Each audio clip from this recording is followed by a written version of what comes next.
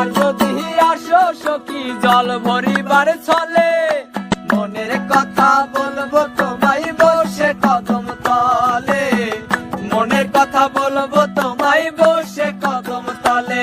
তুমি সকল দুঃখ ভুলে যেও চোখের পানেতে, সকল দুঃখ ভুলে যেও চোখের পানিতে। আর শক্ত কইরা ধরিও হাত ছাইড়া যাইবার ভয়ে, দেখতে তোমায় মন চাইছে ও কি দেখতে তোমায় মন চাইছে।